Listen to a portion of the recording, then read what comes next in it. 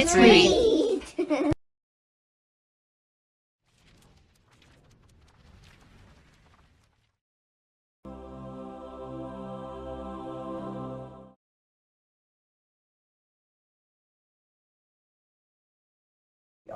All right, chapter 5. John hung up his coat, got his notebook and pencil out of his locker, and sat down at his small table just in time for the second bell. When Miss Plimsoll walked silently into the classroom. As soon as she appeared in the doorway, all the chattering and scuffling stopped. The 20 boys and girls sat straight in their chairs and looked straight ahead at the clean blackboard. "Good morning, children," Miss Plimsoll said. "Good morning, Miss Plimsoll," the class answered respectfully. Miss Plimsoll sat at her high desk, blinking her eyes as she surveyed the room. Then she opened a little drawer in her desk and pulled out a spectacles case from which she took her reading classes. She removed her long-distance glasses, put on her short-distance glasses, snapped shut the spectacles case, replaced it in the drawer, shut the drawer, tilted her head forward so that she could look over the glasses on her nose, and said, "This morning, children, we are going to have an important test." There were some groans and a few oohs and ahs. Miss Plimsoll lifted up one of her hands and silence was restored instantly. "No complaining, please," she said sternly. "This test will show me how well you have been learning your arithmetic this year.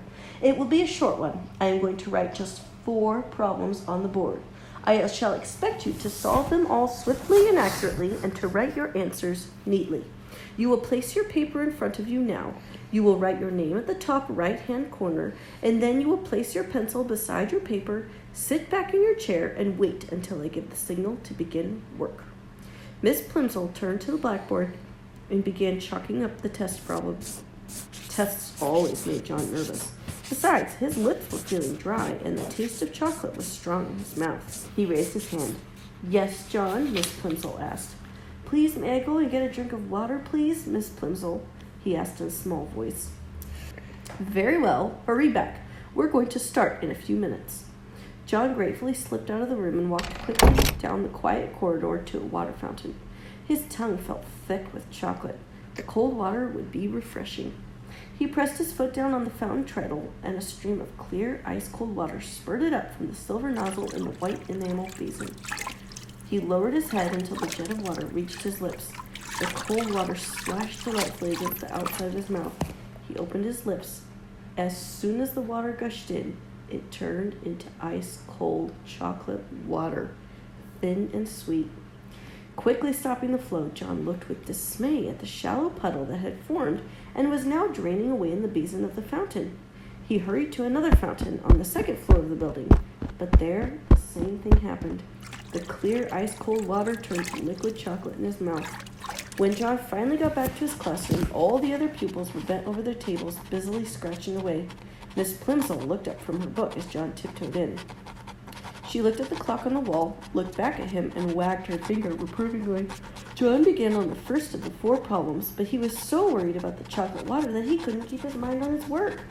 By the time he was ready to start the 4th problem, the other boys and girls were already putting down their pencils and straightening up and smiling at each other. 2 minutes to go, said Miss Plimsoll. Concentrating hard, John took the end of his pencil between his teeth and began to nibble it. It immediately turned to chocolate. Then he noticed an even more disturbing change. Although he had taken the pencil out of his mouth as soon as the first piece of chocolate had crumbled off, the pencil was continuing to change to chocolate. The chocolate was slowly but steadily moving down the pencil, replacing the wood and lead inside, changing it into a chocolate pencil before John's very eyes. The magic, for John knew that this power must be magic, was apparently getting stronger. By the time the whole pencil had changed from red, yellow, and black to dark brown, Miss Plimsoll was announcing that only a few seconds remained in which to write down the final answer. "Just a minute," John pleaded. "Shh," Miss Plimsoll cautioned him, holding a finger up to her mouth. "Shh," chorused the slow workers, who were becoming almost as excited as John. But John felt worst of all. He felt sure that he could finish the problem and write down the correct answer if only he had something to write with. "But Miss Plimsoll," he begged in a loud whisper, "my pencil's turned to chocolate." "Hush, John," Miss Plimsoll said. "I'll speak to you after the bell." John tried to write with his changed pencil, but the point was too soft, and he only succeeded in making a chocolate smear where he should have written 72.